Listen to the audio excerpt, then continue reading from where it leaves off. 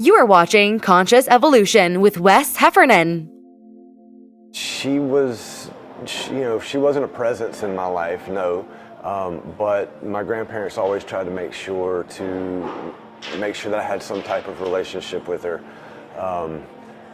She's love her to death, but she's a great example for me of what alcohol and what making, decisions that aren't in line with life, and what that can bring about. And so there's some neat stories in there that we can get into, later on with, she was adopted by my grandparents, and,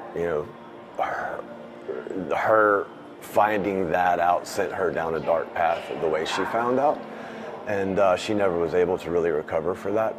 And I don't know if part of that whole, her being adopted and then, me having to deal with, well, these aren't really my grandparents, but they are my grandparents, right? Like, I was probably 13, 14, so, already dealing with that age and then trying to process that. It wasn't difficult, but I had to question it, right? I had to ask that question and had to process that. And but the way that she found out, and it sent her down a dark path, and she was never able to recover from that. And alcohol or lupus actually attacked her liver, and I guess it was 95, I believe, when she passed. Gotcha. But there's a lot of neat stories all weaved in through a lot of that. So that we'll let that be a little rock skipping moment there. But there's been a lot of weaving in and out, like, So this purpose, is it like almost like a superpower? No. And it's something that it will take more than one perspective and person to share. Hence, the trying to figure out a way to build a structure that will allow those to come in and help tell this story, because it's so much bigger than me. Like, who am I, right? Like, I'm this little ant in a colony of ants that's, no different, no better, no worse than any other ant. I'm doing my job, I'm living my life, but so it's not about me whatsoever. It's about a message, and it's about a message that I think we all need to hear now. And to be completely honest, it's 3 decades of looking for and what is it, and trying to fine tune it and figure it out, and then be able to communicate it not only to myself where I can understand it, but be able to share it with others in a way that... You said to share it, to build a structure. Mm-hmm. How can you share your experience about building a structure? Because it's the depth, because of just the sheer complexity, but simplicity. Just starting off your question, like, that's really, really the thing. Is like, if you make something so simple, it intrinsically can be very difficult to understand because of its simplicity. And so it's not something that me, Wes Heffernan, sitting here in this chair, I can share my story, right? And that's a big part of what this is about, is me sharing my story, my journey, my path, my truth, my journey in finding my truth. And that's a lowercase t truth, right? But there's more to the story than that. Like, how does that fit into the world? Like, right? Like, how does, on the smaller scale, what do I have to do to get to where I can be that? And then what does it mean to the world if, we all could do that? And so there's a lot of opportunity right now to make some changes in our beliefs and the structures upon which those beliefs have created, the world that we live in. And it's kind of time to break that down and build a new structure it's a little closer to the capital T truth than what we currently exist in. And it's a truth where we all can exist in. How And did so, this affect your age 13 to early adulthood, having this inside of you?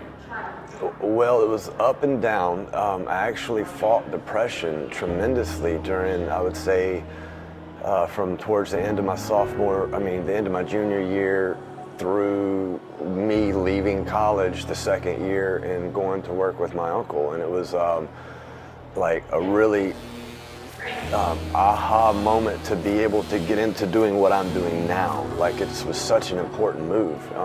My grandparents were, you need to go to school, you need to go to college and get your degree and get a job and get your health insurance and all this.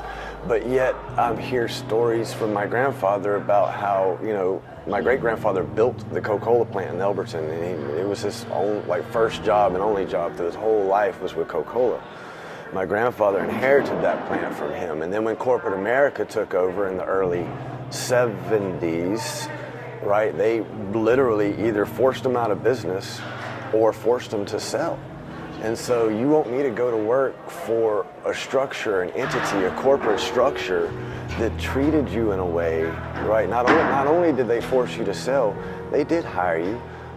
And then just before retirement, they let you go. So you, 2 generations deep, no stock to show for it, no retirement to show for it, nothing but a whole bunch of Coke bottles, fantastic experiences, great stories, right? But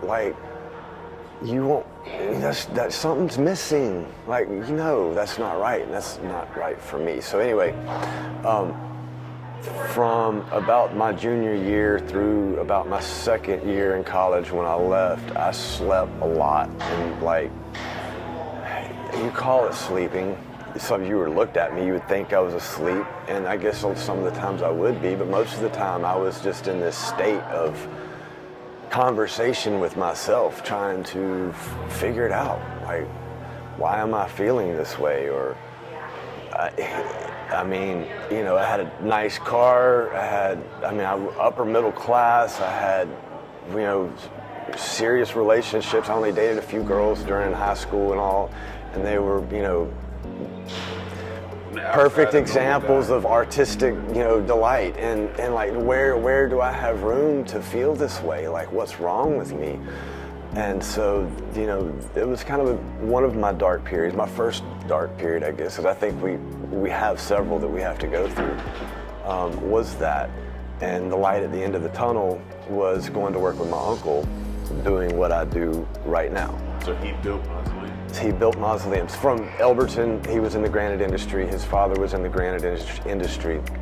And we're kind of bouncing between Elberton and Augusta, but they're really logistically an hour and a half from each other.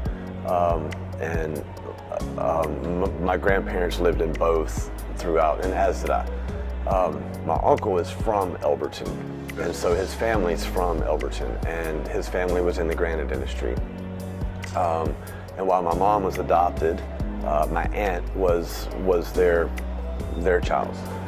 And it's another one of those, events you can look back at and be like, wow, what does this mean, right? My grandma couldn't get pregnant, and that was why they adopted my mom. And they brought her home from the hospital, right, to the hospital. And then shortly after that, she got pregnant with my aunt. And so, for me looking at it from my perspective, what does it mean for me? Had she been able to have Fran, my aunt, they never would have adopted my mom. And so, one step at a time, looking back and playing through what these synchronistic type events that had to unfold, every step of the way for me to be where I am in whatever moment it was that I was looking back and reflecting. Thanks for watching. Join us next time on Conscious Evolution. Don't forget to subscribe.